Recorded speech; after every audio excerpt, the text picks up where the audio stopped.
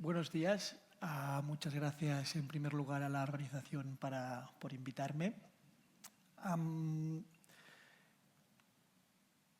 Voy a hacer una presentación que de algún modo, en un primer lugar, intenta aproximar el tema de la inteligencia artificial y en un segundo lugar va a aplicarse en un caso concreto de estudio que hemos realizado en la universidad. Para empezar, quisiera hacer como una distinción muy básica, muy fundamental, prototípica en la teoría del arte, que es la distinción entre un artista y un artesano, ¿no? Un artista es una persona rompedora, que cambia la historia, que te viene con nuevas ideas que no te esperabas. Es una persona que de algún modo se considera como heroica, única, ¿no? Una persona que se enfrenta al futuro como algo abierto, como algo nuevo, como algo que en lo que nada está previsto. Esta es una visión, una forma de aproximar la obra artística, pero hay otra forma, quizás incluso más importante, es la forma del artesano, ¿no? El artesano se opone en cierto sentido al artista, porque el artesano trabaja con un saber acumulado por una comunidad, ¿verdad? El artesano aprende de los otros humanos, de la historia, de lo que se ha hecho, ¿no? Y este aprendizaje a veces es un aprendizaje familiar, que pasa de padres a hijos, ¿no? O en los pequeños talleres, ¿no?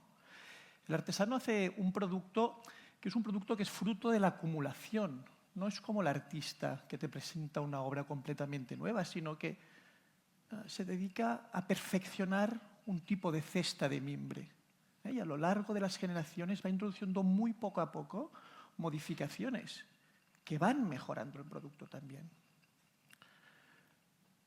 Por supuesto, esta distinción es aplicable a la arquitectura, ¿no? Desde grandes visiones artísticas como esta de Borromini en San Carlo alla Quattro Fontane, o muchos otros ejemplos que realmente en su momento pues, supusieron una rotura muy fuerte de lo que esperábamos que fueran los edificios, ¿no? A veces con más suerte, a veces con menos suerte, ¿no? Pero desde luego esta visión de intentar cambiar la historia es una forma muy potente de enfrentar la creatividad en arquitectura y en cualquiera de las artes. De hecho, este mismo edificio donde estamos hoy es un ejemplo de ello, ¿no? Sin duda, Gaudí es uno de los artistas, arquitectos más impresionantes que tenemos en nuestro país. Y sus formas fueron absolutamente rompedoras hasta el punto de que muchos no las entendían, ¿no? Pero, ¿qué pasa con la artesanía en la arquitectura, ¿no? Hay múltiples ejemplos, por ejemplo, la Masía catalana, ¿no? Esta casa de campo que fue la casa prototípica casi durante 7 siglos, casi todas son muy parecidas, muy iguales, ¿no? Se fueron introduciendo pequeñas variaciones estilísticas, pero podemos construir una serie muy estable de las masías catalanas que existen. Son reconocibles, ¿no? Y funcionan, ya lo creo que funcionaron. También, naturalmente, el hecho industrial, la revolución industrial, la proliferación de productos mecanizados creó esta idea de repetición, ¿no? De volver siempre sobre los mismos materiales, sobre la misma cosa, esta idea de modularidad casi, ¿no? De coger una cosa y repetirla muchísimas veces, una después de otra. Cuidado, no estoy diciendo que una cosa esté bien y que la otra esté mal. Las dos son formas de aproximar el proceso creativo artístico. De hecho, en la teoría de la arquitectura, esta visión, digamos, de intentar coleccionar todo lo que es posible, de mirar hacia el pasado y decir, vamos generando una serie de objetos, ¿qué es lo que podemos construir ahora? En la teoría de la arquitectura esto es una constante. Aquí tenemos, por ejemplo, las láminas que un arquitecto academicista muy conocido francés recopiló, ¿no?, de todos los tipos de fachadas de templos que era posible construir. Y prácticamente, como hizo con templos, hizo con escaleras, hizo con jardines, fue buscando a lo largo de la historia todos los ejemplos que se habían hecho de determinados elementos, de tal modo que para él el arquitecto solo tenía que mirar sus láminas y decir, mira, aquí toca combinar este elemento con este otro, ¿no?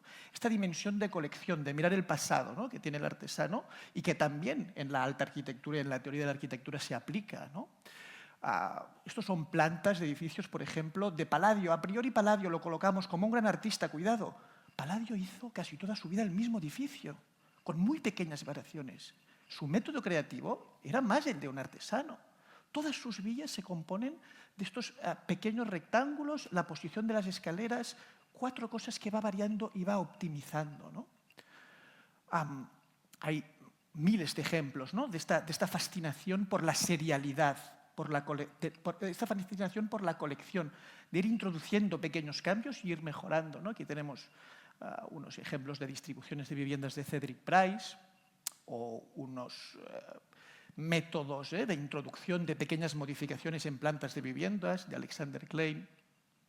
Aquí otra línea diferente, ¿no?, la de Christopher Alexander, que empezó a diseñar patrones, una gran cantidad de patrones que se podían aplicar para resolver plantas de arquitectura y diferentes problemas espaciales, ¿no? De nuevo, ¿no?, esta visión de conseguir una serie que nos da una manera de actuar, una acumulación de casos, ¿no? Incluso, de nuevo, ¿no?, arquitectos como Mies van der Rohe, como Palladio, decimos, un gran artista, cuidado. Mies van der Rohe era un serialista y un coleccionista brutal de proyectos. De hecho, hizo 2 o 3 proyectos en su vida, muchos edificios. Pero aquí, por ejemplo, tenemos la serie en planta de sus casas patio, ¿no?, que al final son 4 elementos que va recombinando y va recolocando.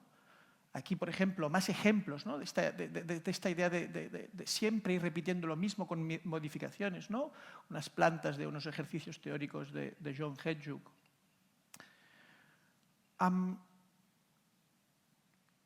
Ahora estamos en un momento donde están habiendo novedades, ¿no? Yo creo que esto es lo que nos reúne aquí, ¿no? Estamos en este momento de que aparece algo a lo que llamamos inteligencia artificial. Bien.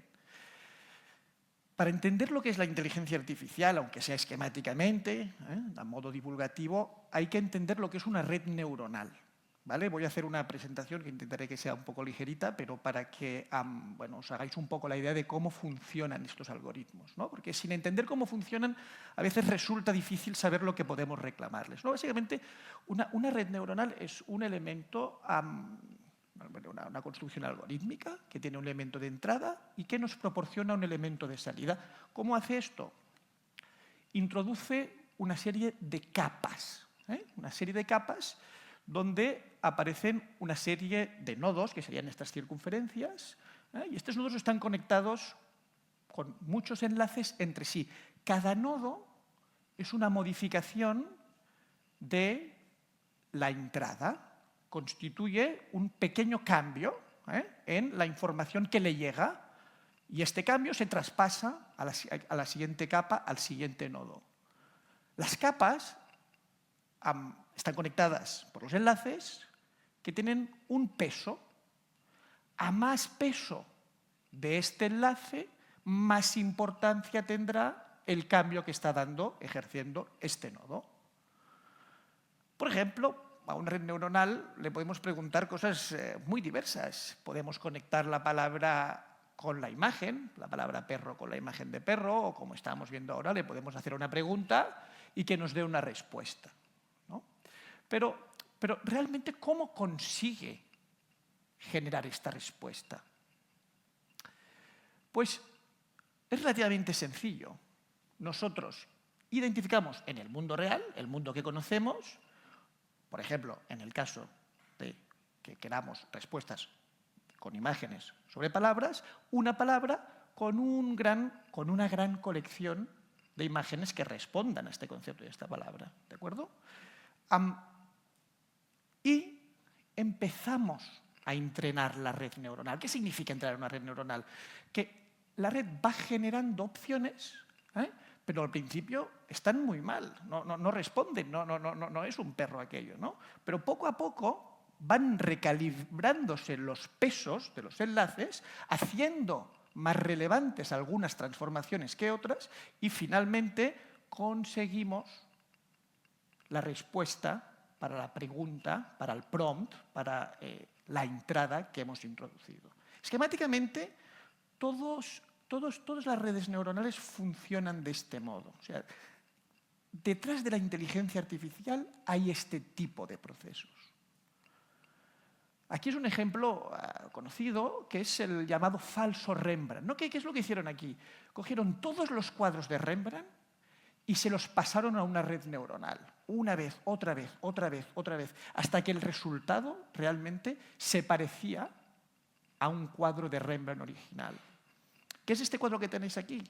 Es un cuadro creado por una inteligencia artificial a través de ¿qué? De copiar la serie de los cuadros de Rembrandt, de entender en qué se basaba la técnica de Rembrandt y reproducirla en un cuadro que era tan bueno que en un primer momento, cuando se lo dieron a los mayores entendidos en Rembrandt del mundo, dudaron de si era real o no, de si era verdaderamente era un Rembrandt.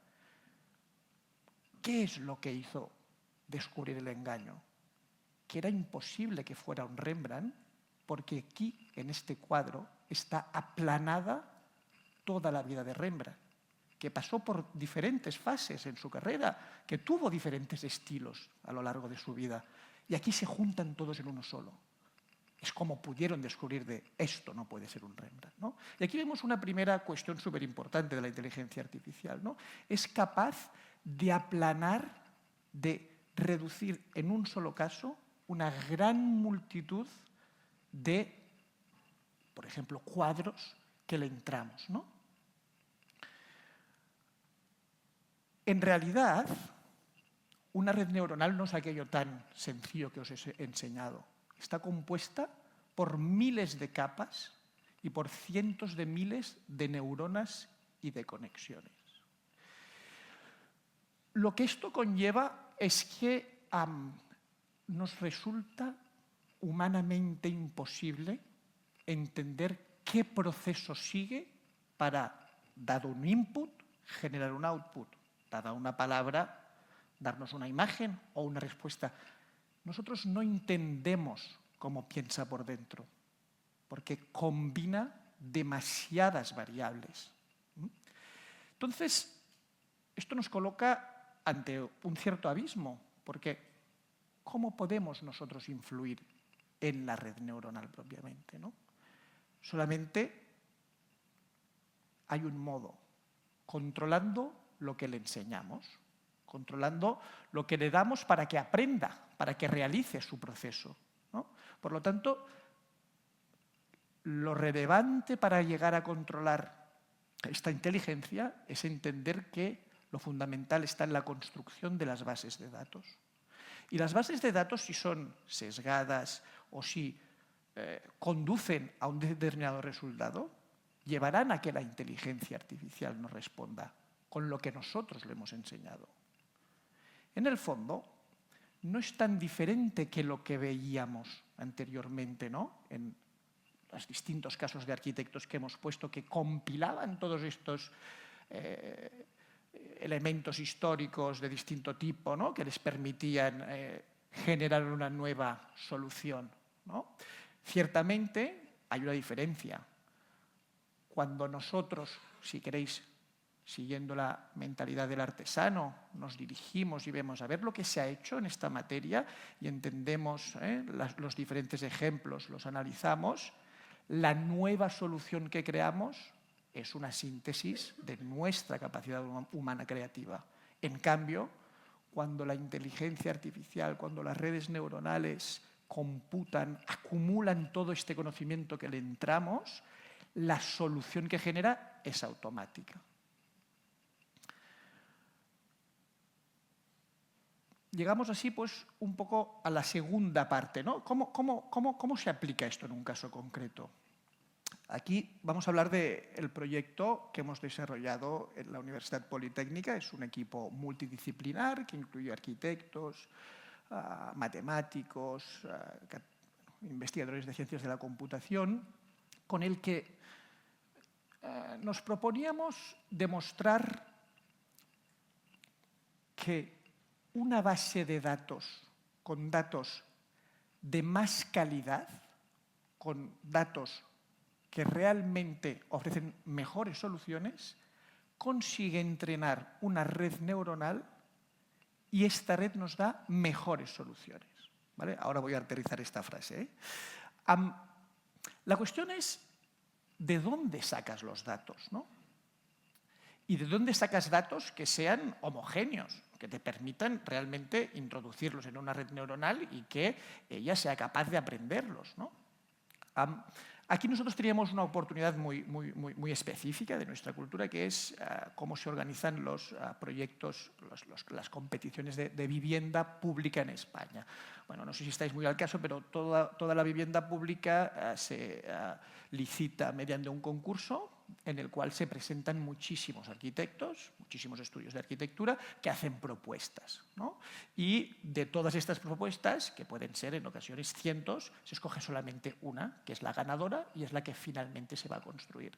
Claro, esto a nosotros nos ofrecía una gran oportunidad porque era una base de datos, una organización de plantas de arquitectura de gran calidad, porque en la vivienda pública, en los concursos, realmente por distintos factores que ahora no vienen al caso, pero se presentan los mejores estudios de España, y muy extensa, porque claro, imaginad, multiplicad la cantidad de viviendas de bloques que se hacen, pero por el número de estudios que hacían una propuesta que sencillamente quedaba guardada en un cajón, ¿no? Con todo ello, podemos generar esta gran base de datos, ¿no? Que lo que busca, fundamentalmente, para que entendáis lo que estábamos intentando conseguir, es resolver plantas de viviendas, distribuciones interiores de una vivienda determinada que tendrá, lógicamente, un número de habitaciones determinado, un número de lavabos determinado, etcétera, etcétera, etcétera. Claro, en primer lugar, ¿qué es lo que vemos aquí? Una gran recuperación de inteligencia humana.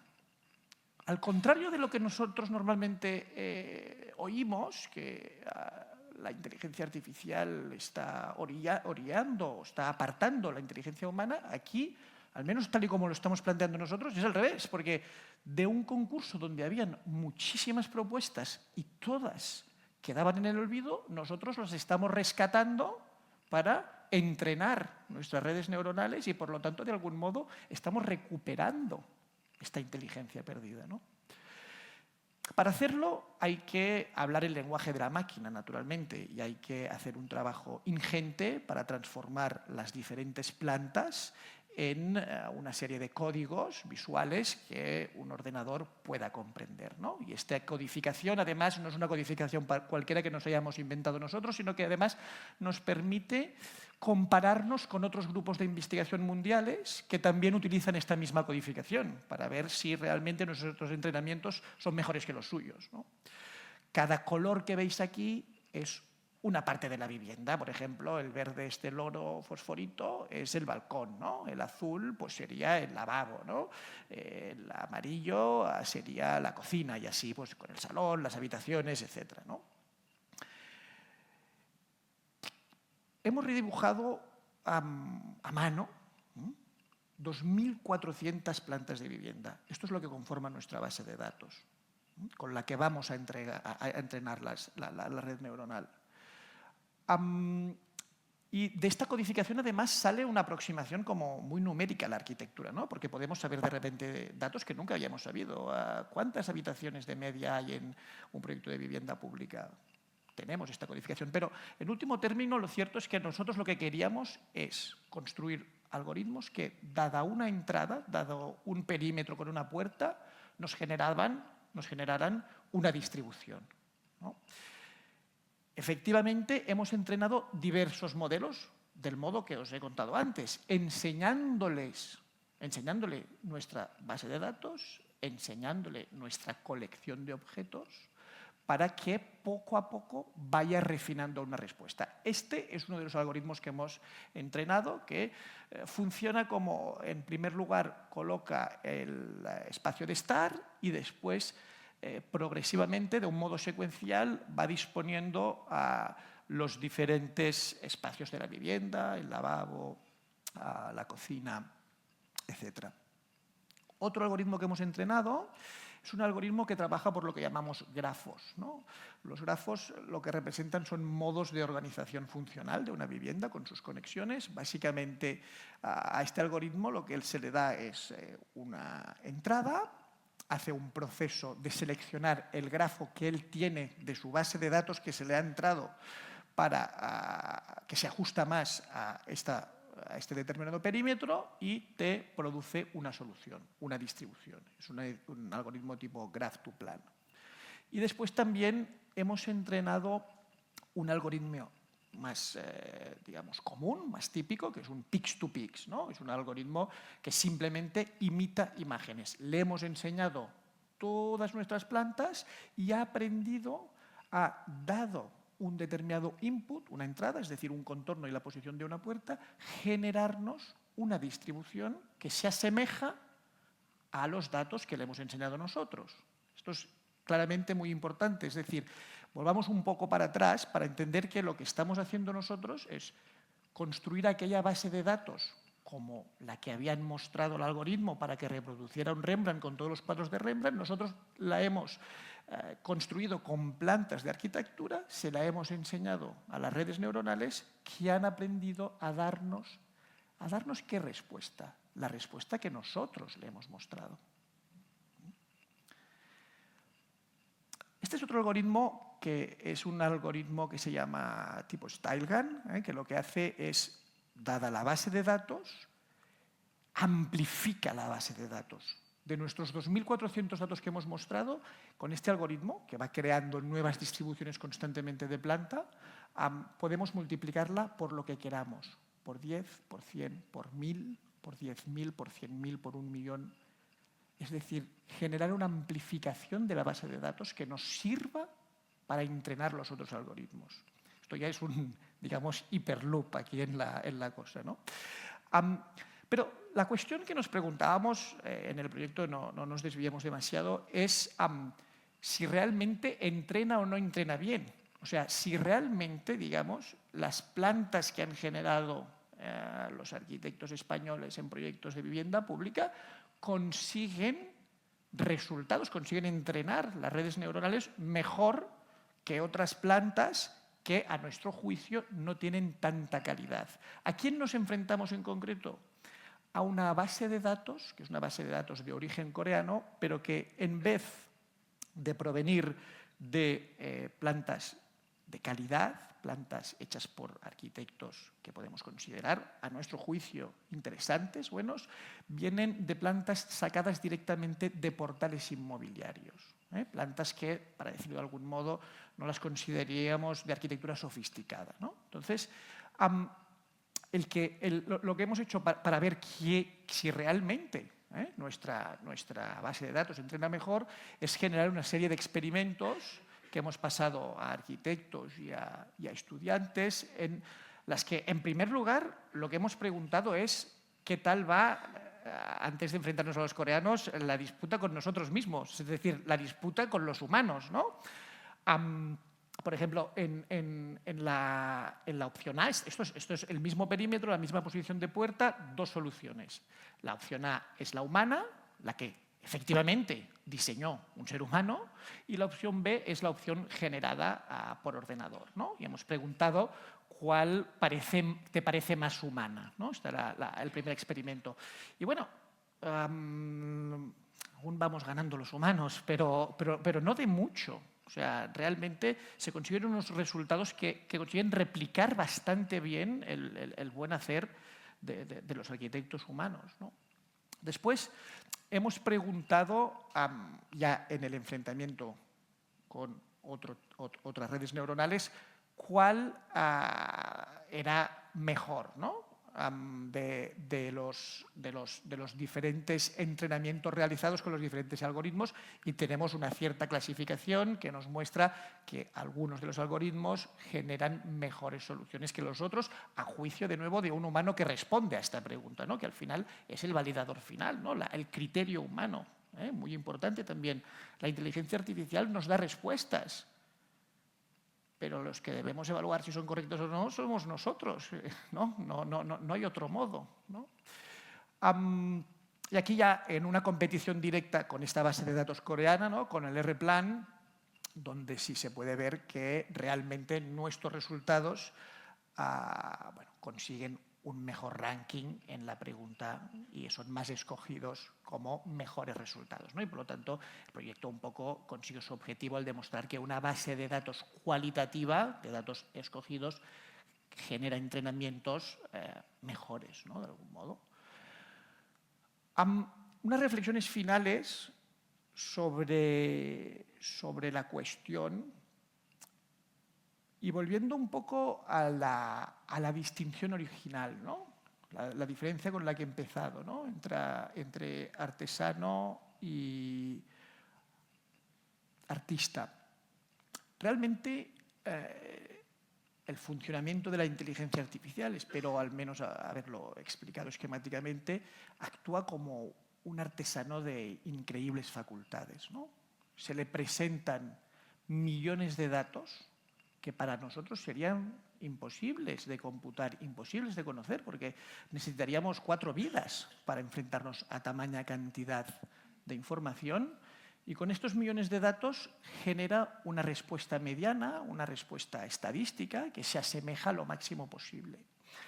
Yo diría que lo sorprendente es que en ciertas disciplinas esta respuesta no es la respuesta que fuera previsible, ¿no? Sino que genera una innovación que los humanos no habían previsto, de algún modo, ¿no? Retomando un poco este ejemplo de las partidas de ajedrez, por ejemplo, ¿no?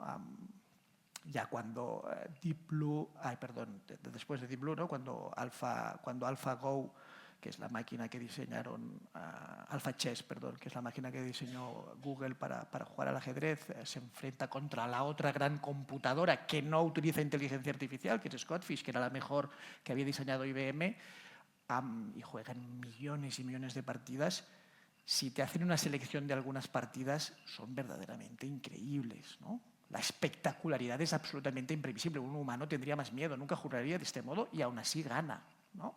Volviendo un poco a la arquitectura, hay veces que la respuesta de la máquina puede ser disruptiva también, ¿no? Si se produce una suerte como de combinación de las dos aproximaciones con las que he empezado la conferencia, ¿no? Una suerte de combinación entre lo artesanal y lo artístico. Y después ocurre también otra cosa, que es que lo que pasa es que ya no podemos pensar en nosotros mismos como unos creadores aislados, ¿no?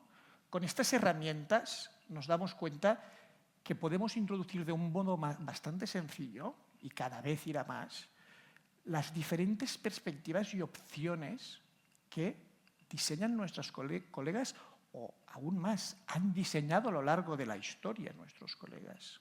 En este sentido, un poco esta idea que tenía que ver con la visión del artista, ¿no? Esta idea del autor único, solitario, se está difuminando muchísimo, ¿no? Y nos encontramos más bien en una tecnología que nos permite aunar. ¿Por qué quiero acabar de este modo? Para verlo y enfocarlo desde un punto de vista con cierto optimismo, ¿no? Es cierto, y supongo que tendremos tiempo de hablar después en el debate sobre el tema, que la inteligencia artificial, cuando la aproximas por primera vez, genera el miedo de ¿y qué va a ser de mi trabajo? ¿No? Si la máquina lo hace, ¿para qué me necesitarán a mí? Bien, este miedo es real, es cierto y es fuerte, ¿no? Pero quizás lo que nos debemos acostumbrar a ver es que la técnica, la tecnología, lo que en realidad nos ofrece es la necesidad de un viraje, ¿no? Y de aproximar las cosas de un modo diferente y de no pensar solamente en lo que va a hacer a mí y lo que va a suponer para mí, sino en la potencialidad que hay detrás de aunar un nosotros, ¿no? Y de poder utilizar los productos generados por muchos otros para nuestro propio análisis y nuestra propia creatividad, ¿no? Y nada más. Muchas gracias.